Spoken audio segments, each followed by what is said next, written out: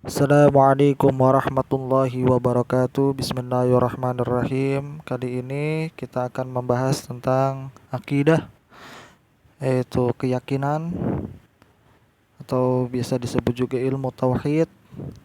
Di sini saya menggunakan kitab Aqidah Thahawiyah karya Al-Imam Abi Ja'far At-Tahawi rahimahullahu taala. Langsung aja pada pembahasan. Bismillahirrahmanirrahim. Qalan musannif wa nafa'na bihi wa bi'ulumi fid dharain amin. Imam Tahawi, dia adalah huwa Ahmadu ibni Muhammad, berada Ahmad bin Muhammad bin Salamati Abu Ja'far At-Tahawi Al-Azdi Al-Hanafi Al-Misri. Jadi di sini ada kata Hanafi Al-Misri ya, pada baris yang paling atas ya. Maksudnya beliau Hanafiyah Al-Misri, Mesir, Al-Imam Muhaddis Al-Faqih, Imam Hadis dan Imam Fiqih ya. Al-Muhaddis dan beliau juga orang yang faqih juga, yang paham pokok-pokok agama. Waladasanah, beliau dilahirkan pada tahun 239 Hijriah. Akhadzal ilma, beliau mengambil ilmu ansana samiati, yaitu dari 300 syekh takriban, kurang lebihnya dari 300 syekh.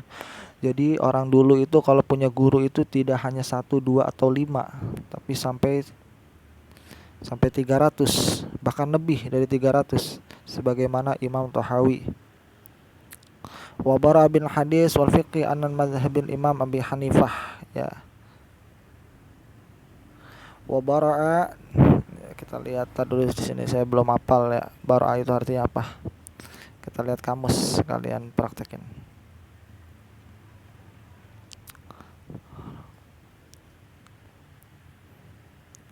Mahir ya, atau beliau mahir, piawai di dalam ilmu hadis. Beliau piawai di dalam ilmu hadis, kemudian beliau juga fikih. Ada mazhabil Imam Abi Hanifah, itu pada baris paling atas. Lahu tasanifil muta'addidah ya, beliau juga menulis kitab juga ya, salah satunya yang kita sedang baca ini Aqidah Thahawiyah.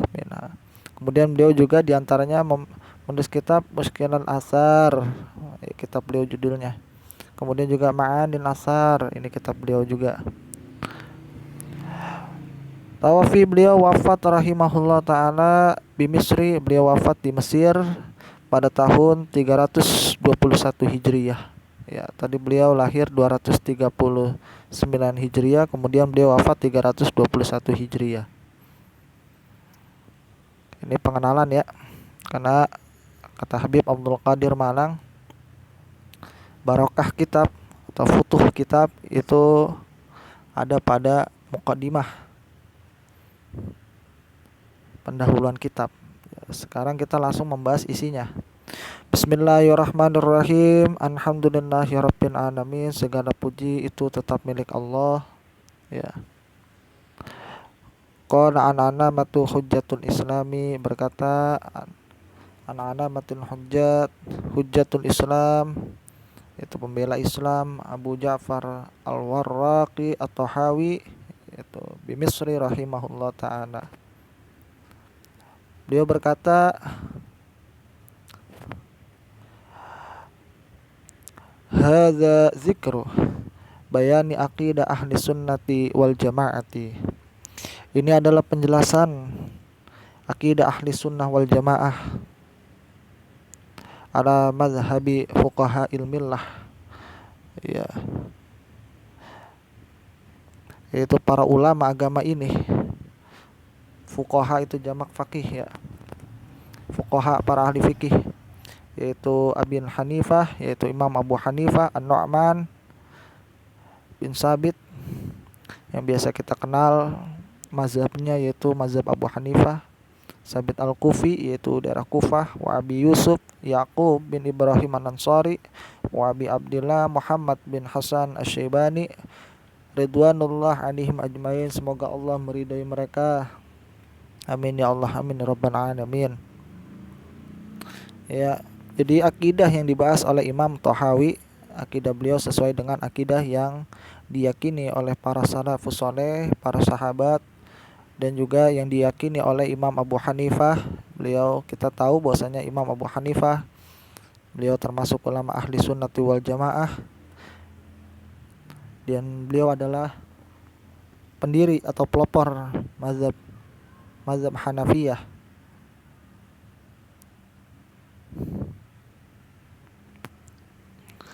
Kemudian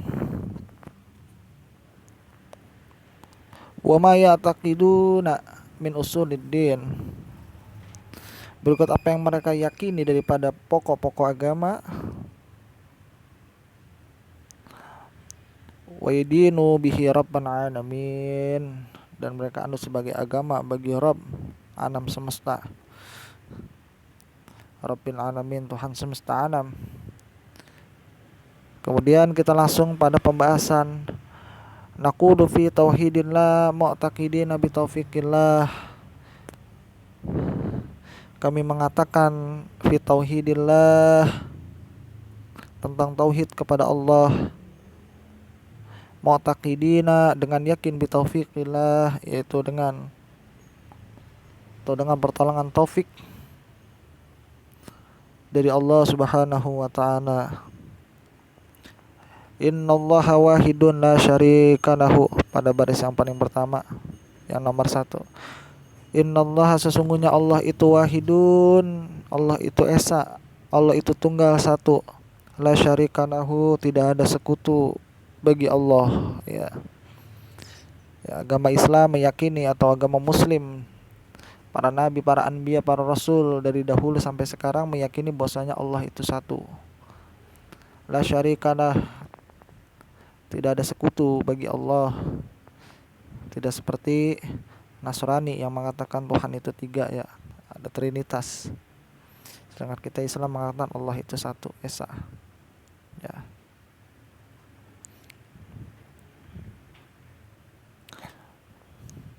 Karena kalau misalnya tidak esa, ya, karena setiap pemimpin itu memiliki keinginannya sendiri. Apabila ada lebih daripada satu pemimpin, maka dunia ini kacau, ya. Sebagaimana suatu permasalahan apabila dipimpin oleh 2 kepala atau 3 kepala, atau satu keluarga dipimpin oleh 3 kepala atau 4 kepala, maka struktur atau urusan daripada keluarga itu tersebut akan kacau. Karena pemimpin yang satu menginginkan hal ini, namun pemimpin yang satu tidak setuju, dia lebih suka dengan pendapat yang ini. Ya, sebagaimana alam semesta ini apabila dia dikendalikan oleh lebih daripada satu Tuhan, maka dia akan bertabrakan di dalam keinginannya, ya. Sebagaimana kepala keluarga, kalau atau perusahaan jika dipimpin oleh 3 pemimpin, maka dia akan kacau perusahaan tersebut. Begitu pula juga dengan alam semesta ini.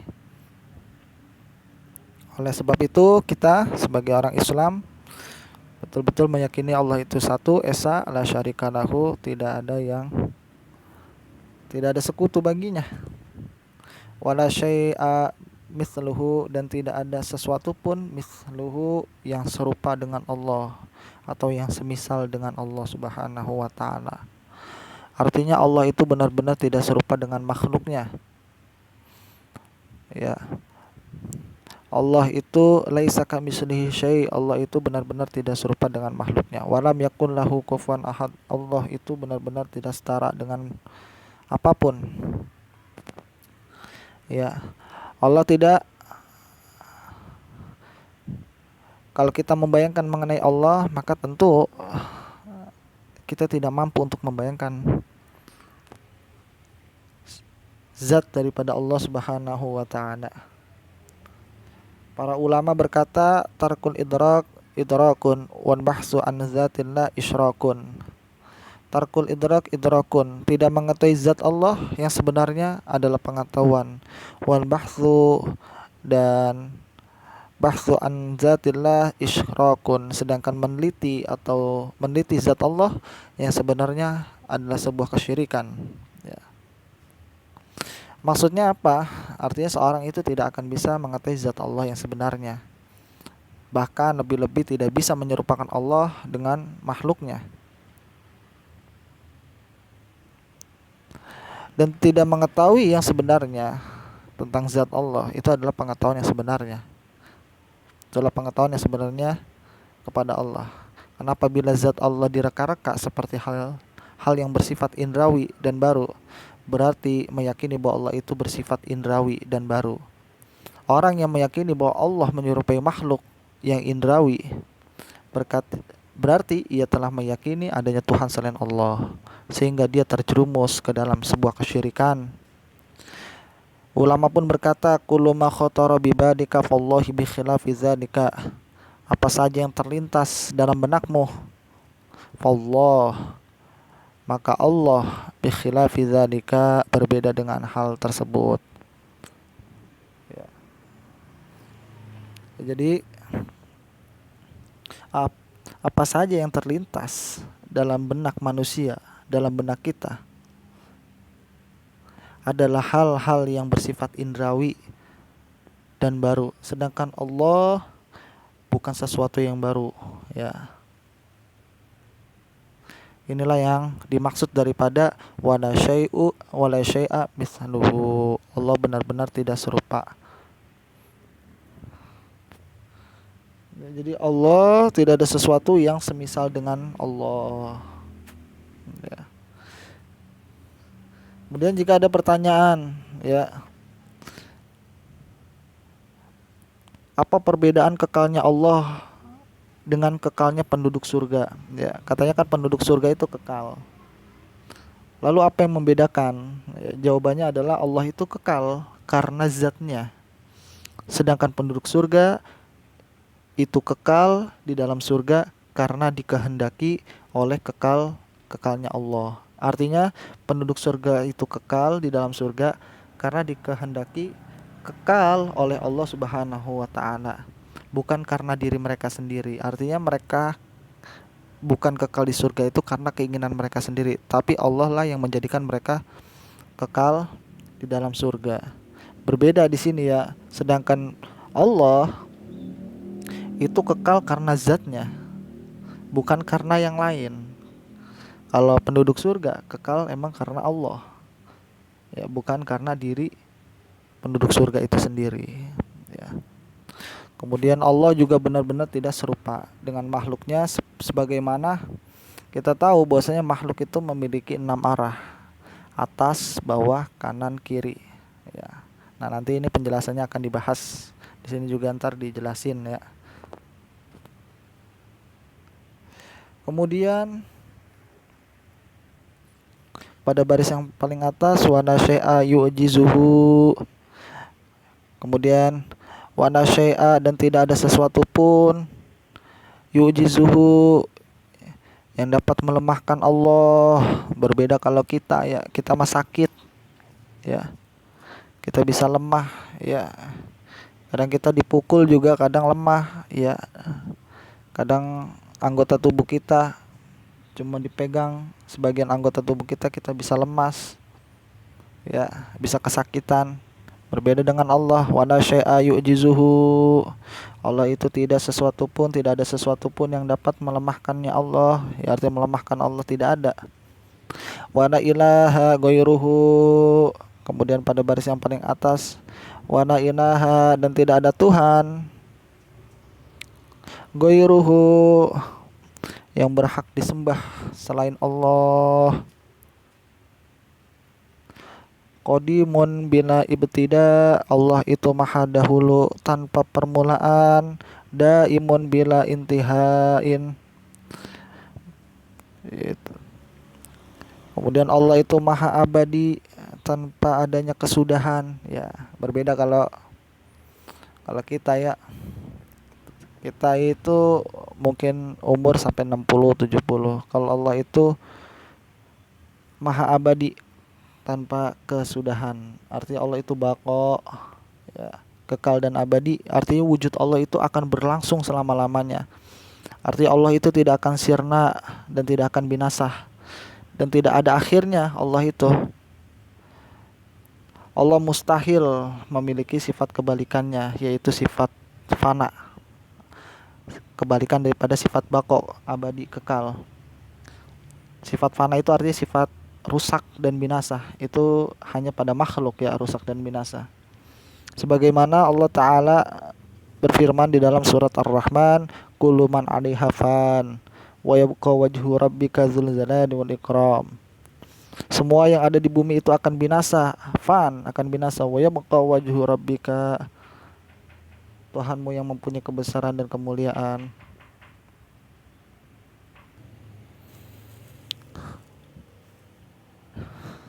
Dan Allah tetap kekal, zat Tuhanmu yang mempunyai kebesaran dan kemuliaan. Ya. Kemudian juga di dalam surat Al-Qasas dikatakan kullu syai'in halikun illa wajhahu. Tiap-tiap sesuatu itu pasti akan binasa. Illa wajhahu, kecuali Allah. Lahul hukmu wa ilaihi turja'un. Dan hanya kepada Allah lah kamu dikembalikan, dan hanya kepadanya lah kamu sekalian akan dikembalikan. Nah, ini adalah dalil bahwasanya Allah Subhanahu wa taala baqa. Ya. Jadi Allah itu wajib bersifat baqa, kekal dan abadi menurut akal. Seandainya Allah itu tidak baqa, tentu mustahil Allah bersifat qidam. Itu dahulu. Karena sesuatu yang boleh tidak ada, mustahil bersifat qidam. Kalau Allah tidak bersifat qidam, berarti Allah bersifat hudus, baru. Padahal Allah mustahil bersifat hudus atau baru. Berarti Allah itu wajib bersifat baqa dan mustahil bersifat fana atau bersifat rusak atau binasa. Ya. Jadi kemudian selanjutnya adalah wala yakunu illa ma yurid. Ya. Wala yakunu, tidak akan terjadi illa ma yurid, kecuali apa yang Allah kehendaki.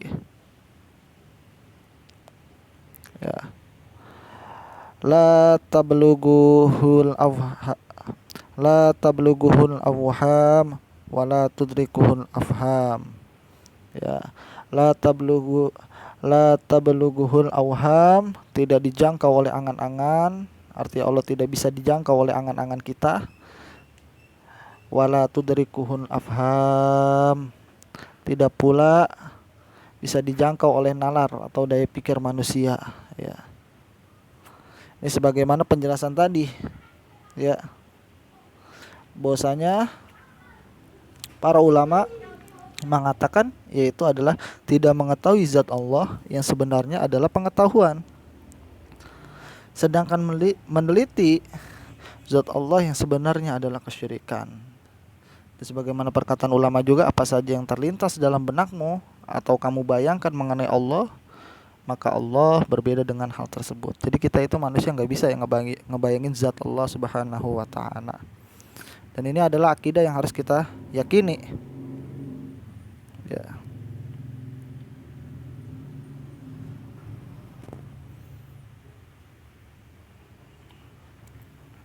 Ya, sekian ini kita bahas part 1-nya ini ya.